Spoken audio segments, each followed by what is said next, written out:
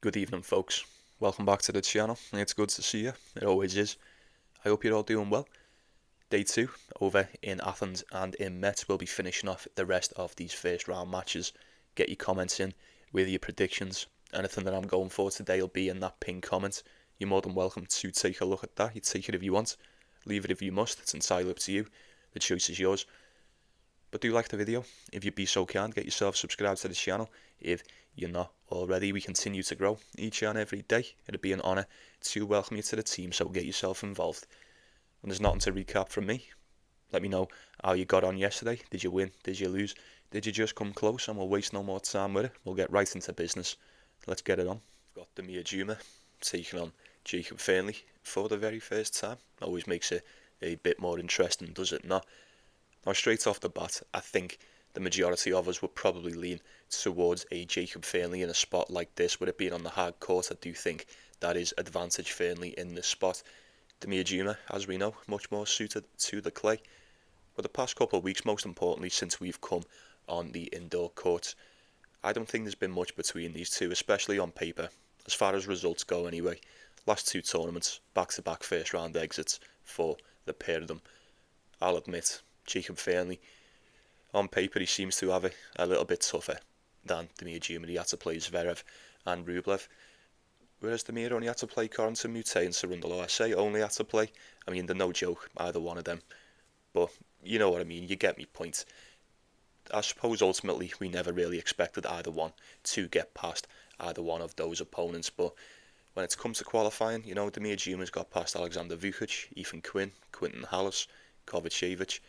Jacob Fearnley's had to take out Vecina, Majchrzak, Arnaldi, Hanfman. They can do it, they can get it done in qualifying. But one of them will have to win this. One of them will have to win. Jacob Fearnley, the slightly more impressive record. And I say slightly, I mean ever so slightly, considering Dzumhur's more suited to the clay. You'd have thought there'd have been more distance between the records on the hard court, but it's not. 9-11 outdoors for Dzumhur. 5-3 indoors. As for Jacob Fearnley, 11-10 outdoors, 8-5 on the indoor courts. Kinda know what I'm gonna get from Dzumhur when the spot is right. Jacob Fearnley, never really know what I'm gonna get. No doubt when it comes to hardcore tennis, the ceiling is a lot higher from Fearnley than what it is from Dzumhur, but Dzumhur can be crafty. I feel like if you're not ready to play him, he can be very, very crafty. And for the most part, he's been kind of difficult to put away. As of late, you know, he took a set off Felix over in Brussels, didn't he? You know, for whatever that means. I'm just looking at the opponents he's facing in qualifying. He's taken them out. Say Vukic, Quinn, Halys, Kovacevic. I don't see why you couldn't, at least at the bare minimum, give Jacob Fearnley a bit of trouble today. I would have to assume Fearnley wins this one.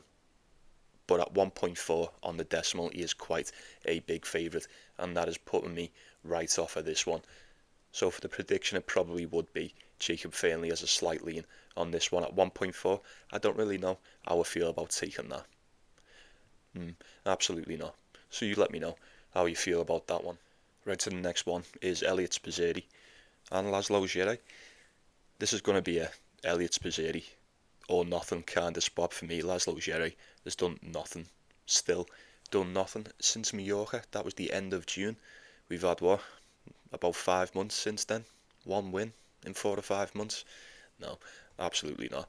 I'm sorry, nothing to suggest he's going to turn up and do anything in this match today. He's won one game since Mallorca, man. That is crazy. That is crazy.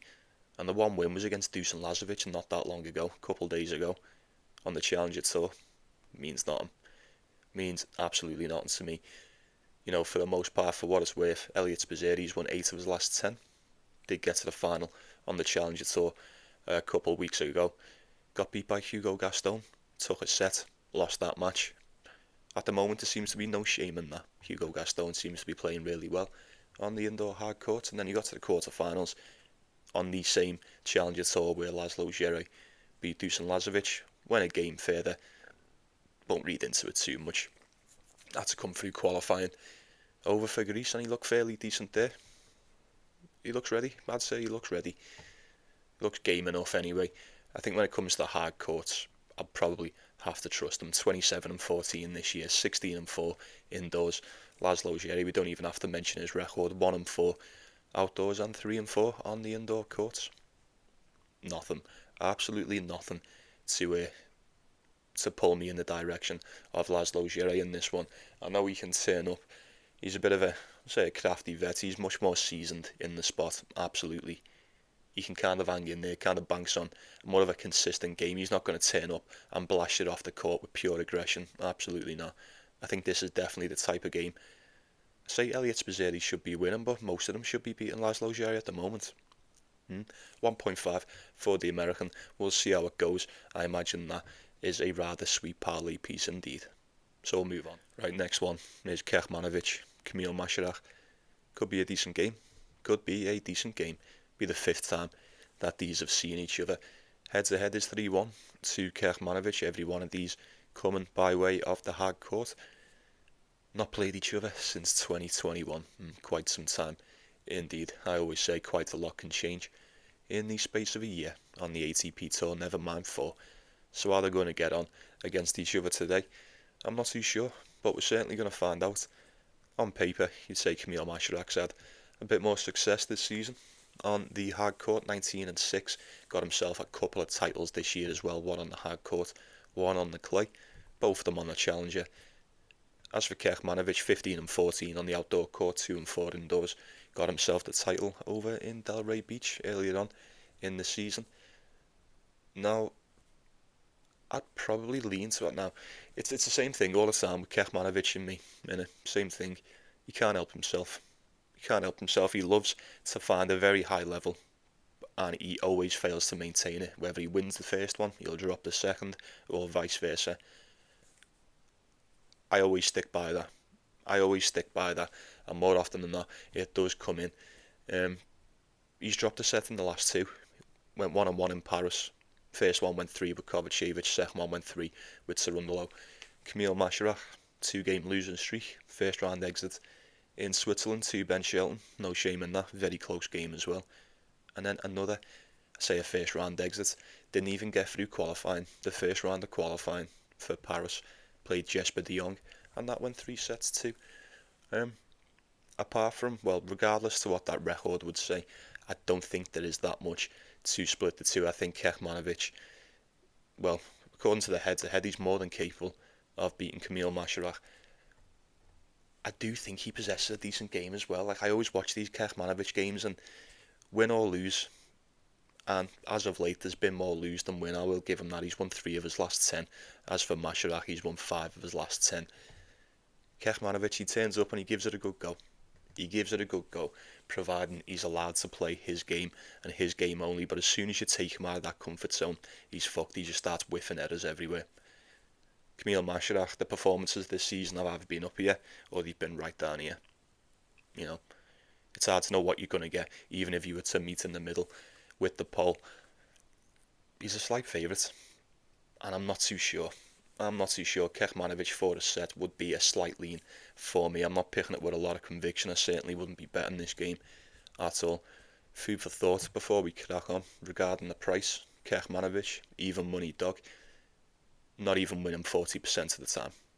It's not even hitting 40% of the time as an even money dog, whereas Majchrzak as a slight favourite, call it 1.8 to be precise.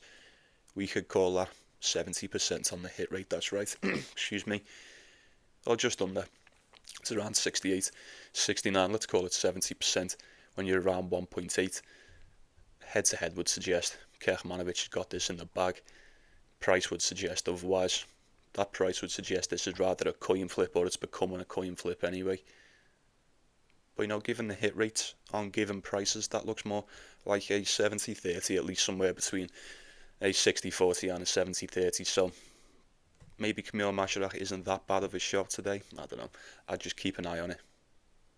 I'd lean towards Kecmanovic just for the one set. While he's a slight dog, as a parlay piece, price should be alright for that.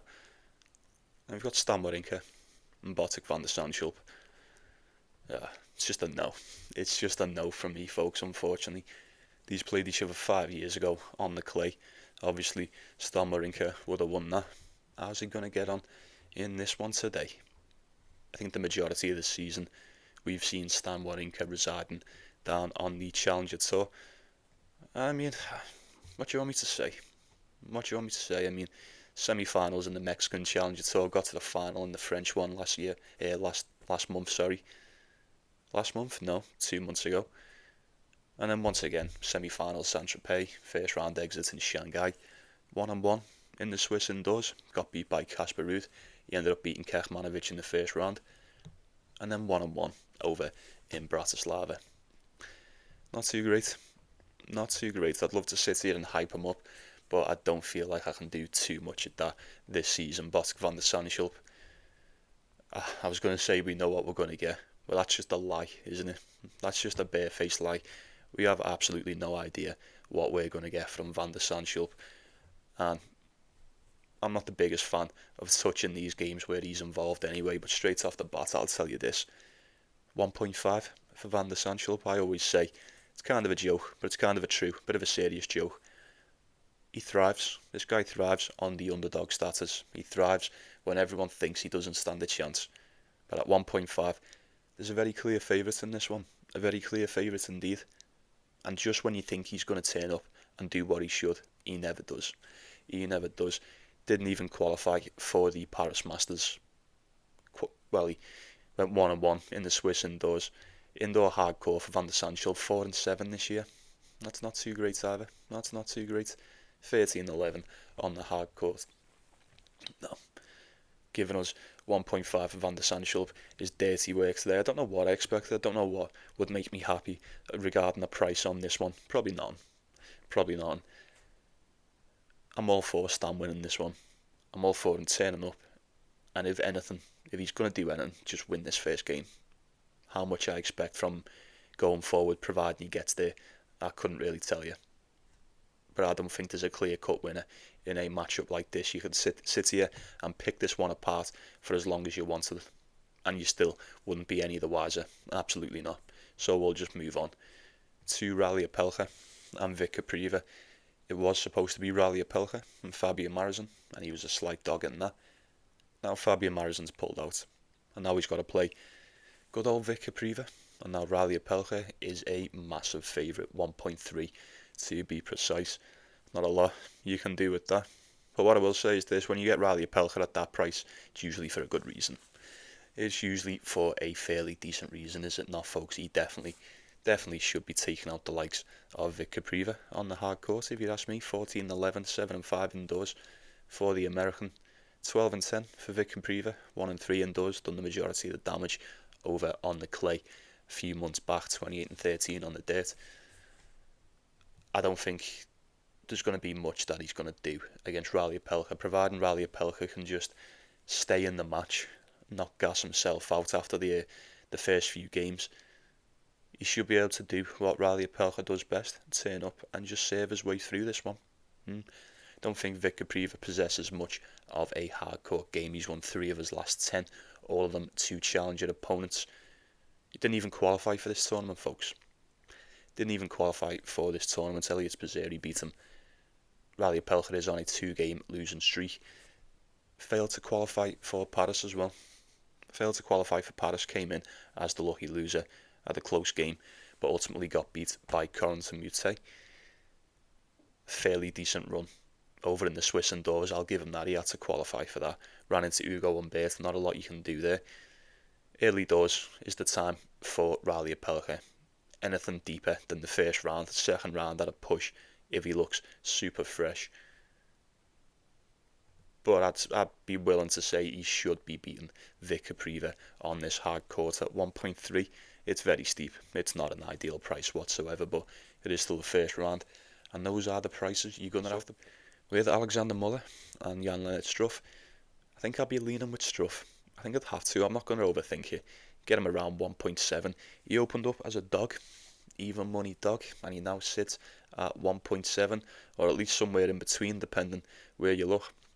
It's quite the shift indeed. Alexander Muller, 1.7 all the way to 2.15.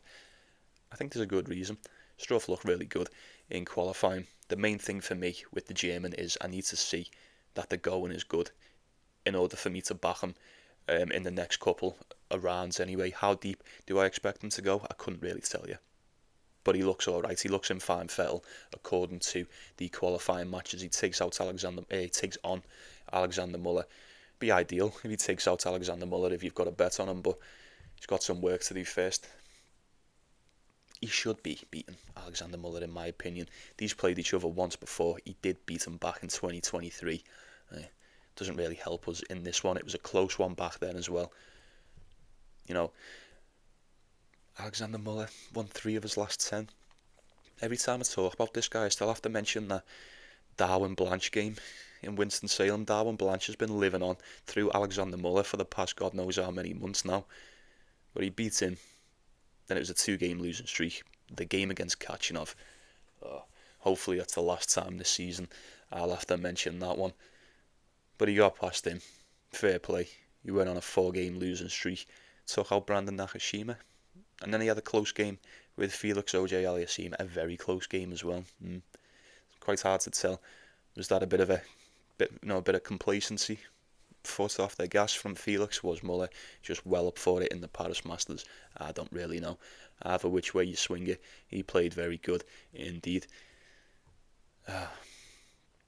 There's a clear path to victory for Jan and Struff, and if he can turn up and implement that type of game, like I said, I don't want to overthink it. He should be winning a matchup like this. Not in the best of form, I'll give him that. He's won 5 of his last 10. It's a little bit better than 3 out of the last 10 for Alexander Muller, no doubt. Quite a lot of cash. I was sitting here when I seen him as a dog, and I thought, you know what, Struff's a decent dog today. And by the time I've come to record the video, all that cash has come in on it. So if you were going to go on Struff, you probably would have wanted to go a couple hours ago. But do let me know in the comments if anyone's took him at a better price than 1.7, because it's sub 1.7, depending. Places have got it around 1.6. He's a better player on the hard court. This year's record, even last year's record, would suggest otherwise. You know, he's kind of fizzled out the past couple of years as Jan Struff, but he still remains a huge threat for those that aren't ready, or, well, I'd say aren't ready. If you're not ready, not prepared, I suppose it's all the same. Jan Struff will turn up and this guy will just chew you up. He will devour you on these hard courts. They're not the quickest of courts, they do play a little bit slower, so maybe that will favour Alexander Muller a little bit more in a spot like this. And he is playing, I was going to say he's playing in France again. He's not. I was getting confused. It's Greece, this one, innit? Fucking hell. Yeah, doesn't really matter. He's not playing in France, so that's another good thing. That's what I was going to say.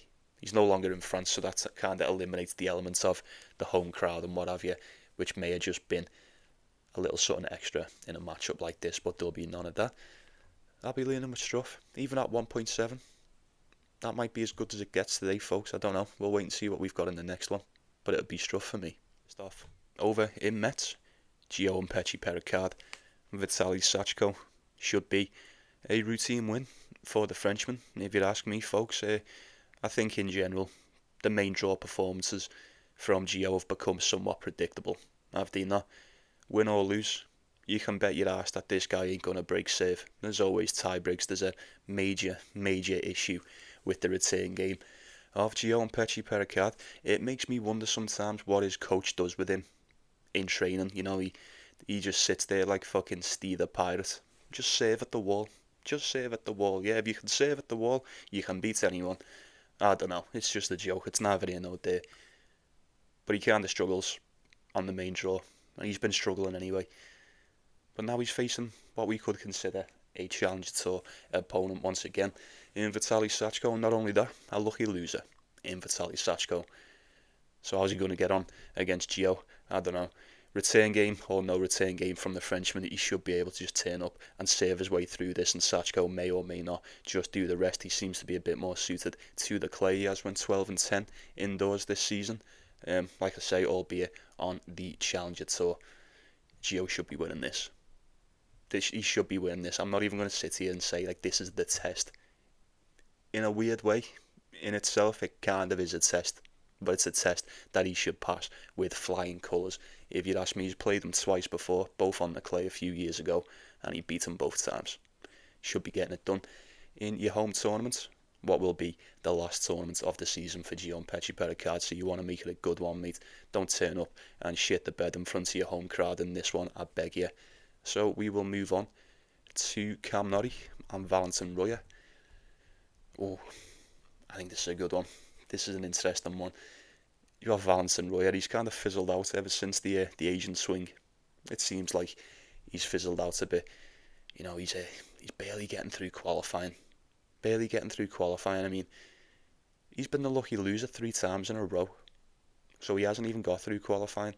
Didn't qualify for Brussels. Lucky loser against Baez. Bonzi took him out. Didn't qualify for the Swiss indoors. Lucky loser. Beat Collignon. Then El Chapo took him out. And he didn't even qualify for Paris. And he had to play Davidovich for Kina. And he didn't even get past him. Aye. Tough. It's rough, innit? Things have been rough for our Valentin Royer the past couple of weeks, whatever, since his Asian swing anyway. But I will say this, what I've seen over on the Asian swing kind of made me believe that the improvements this guy's made are solid, very solid improvements. Kind of struggled to maintain it as of late, but going into next season, I would like to sit here and think that Valentin Royer, we may see a lot more of this guy within the main draw, no doubt. We already have the past few months. He's kind of flew up the rankings, as he not, considering he was residing on that Challenger Tour not that long ago. As for Norrie, he's kind of just been plodding along all season. 11 and 15 outdoors, not too great. 14 and 7 on the clay, much better. 4 and 3 on the indoor court.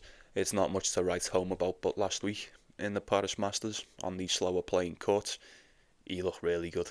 Sebastian Baez, I'm not going to kiss your ass for beating that guy. Absolutely not. The performance against Carlos Alcaraz was fucking unbelievable, wasn't it? Unbelievable.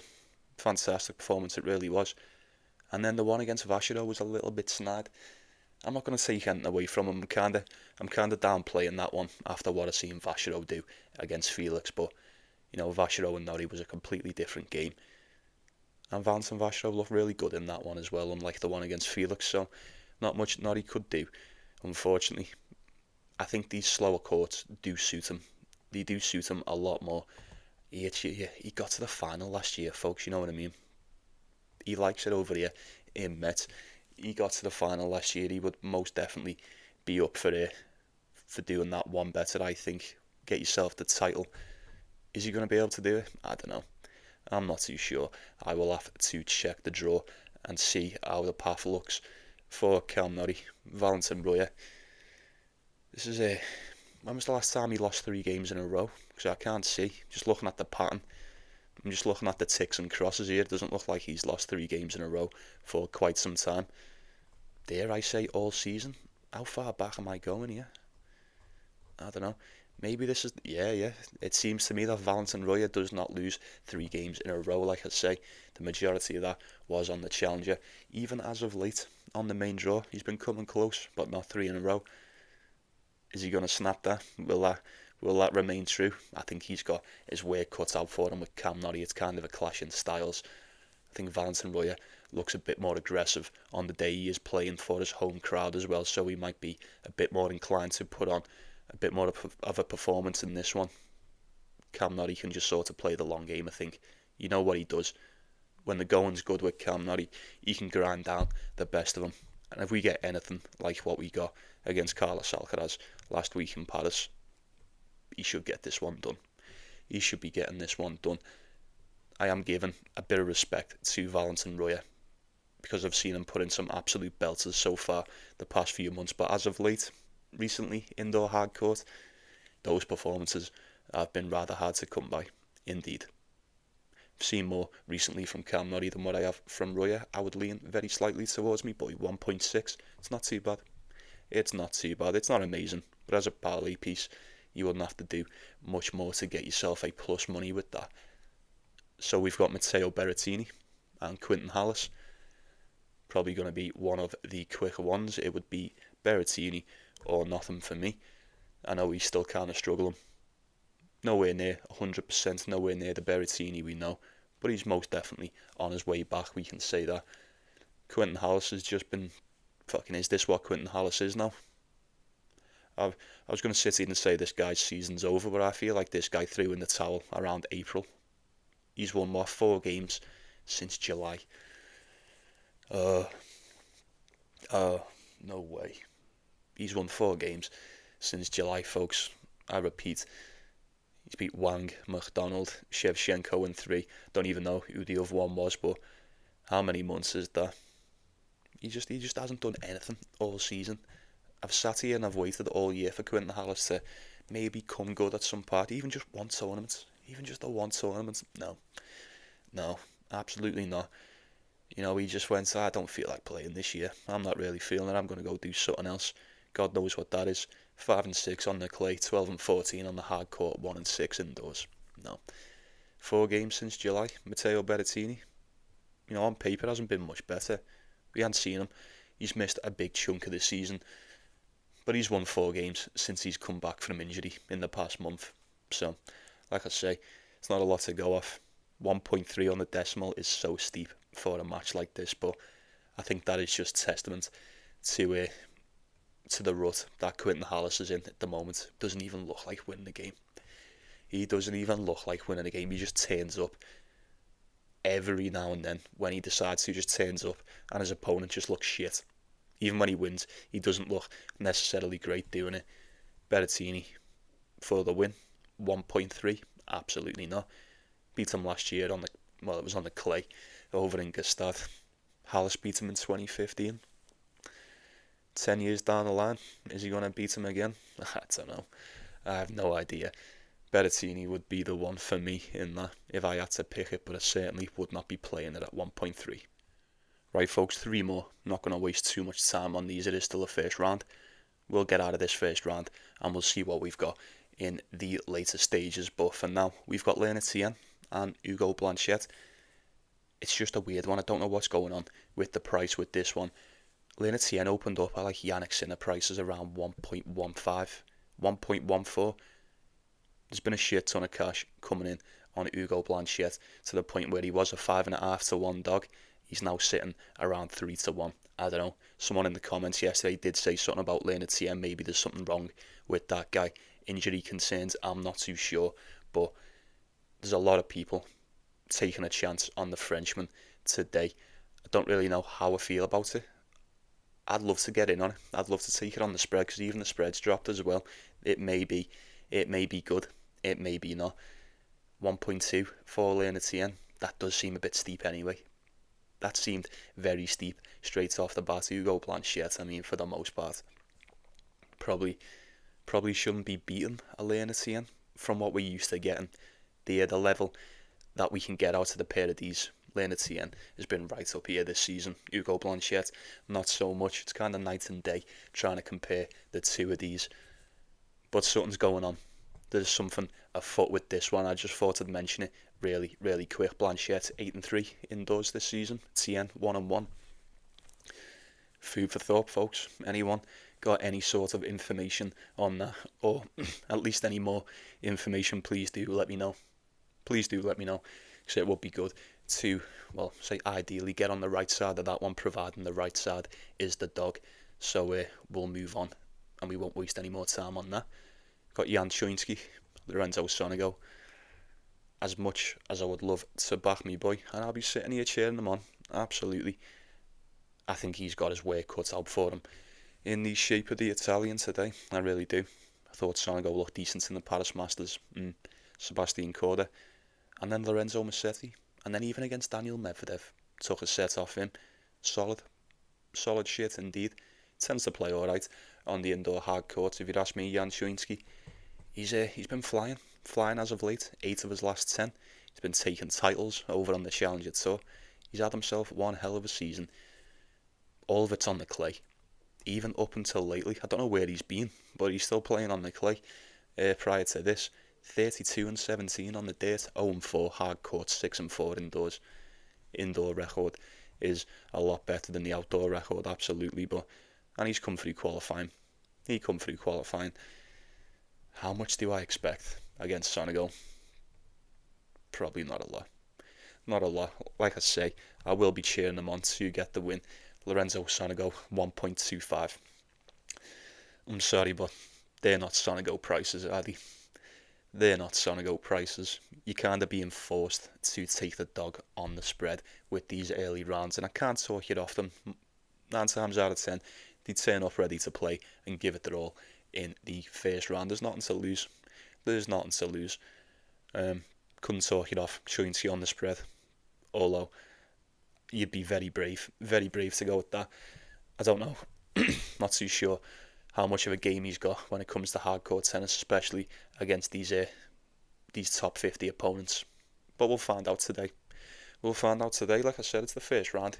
Ain't got to nail yourself to a cross trying to find some value in these matches when, quite frankly, there doesn't look like there is any. So we'll wrap this shit up with Tabur and Kovacevic. This was supposed to be Kovacevic and Tallon Griekspoor. Am I right in saying that? Was it supposed to be Tallon Griekspoor? I know he was supposed to be in one of them. I think it was this. He's pulled out. And he now plays Tabur, who come through qualifying. And, or was he supposed to play Griekspoor? And now he's playing Kovacevic. I don't know. It doesn't even matter. It's the last one. Who gives a shit? He's come through qualifying. He looked alright. He's the home favourite in this one. A slight home dog, but a big home favourite. Kovacevic on a 2-game losing streak. He's kind of picked it up a little bit since we've come indoors. You know, he was kind of struggling. Been struggling quite a lot since Mexico. We ain't seen Kovacevic since, have we? Absolute shame. He looked fucking fantastic over there as well, didn't he? But ever since, yeah, he was awful. Maybe coming to the indoor hard courts has kind of redeemed him a little bit. 1-1 in Stockholm, qualified for Vienna, got beat by Arnaldi, and then he didn't even qualify for Paris. And then he got that lucky loser spot, played Kecmanovic, took a set, lost that one in the first round. Still struggling indeed. Tabur, I'm not going to sit here and pretend like I've watched a lot of this guy this season. What I have seen of him, or results anyway, they've all been on the clay. 48-24 is good. 31-16 is really good on the clay. 11-7 is not too bad on the hardcore, considering you're a clay guy. And 6-1 indoors is very good for an indoor hardcore, considering you appear to be somewhat of a clay merchant. And not only that, he's won 7 of his last 10. Kovacevic winning 4 of his last 10. We always talk about levels and whatnot, and according to the rankings, the levels in this should be night and day. But Kovacevic is far from trustworthy, and we sit here every time and just say, if you can get at that backhand, I feel like that slims them odds down, that shoes on them odds, don't it? If you can get at that backhand, he doesn't look like so much of a favourite anymore, and it doesn't really matter who he's playing. Like I said in the last one, maybe these home dogs, they're not that bad of a shout early doors in these tournaments. Absolutely not. Don't know what the spread's going to be. Don't really know too much about the hardcore game or ability of Tabur to risk anything against Alexander Kovacevic today. 1.5 for the American. In hindsight, that may have been a sweet parlay piece, providing you're willing to take it. But I think that's going to do it. Very well, folks. Another day in the bag. Thanks for stopping by. I appreciate you watching the show. Like and subscribe before you go. I'd appreciate that too. But I'll be saying good night to you. You take it easy. You take care of yourselves. You take care of one another. It's the most important thing. I wish you the best of luck with your day. However you decide to go about your business. You have yourself a good one, folks, and I'll see you tomorrow.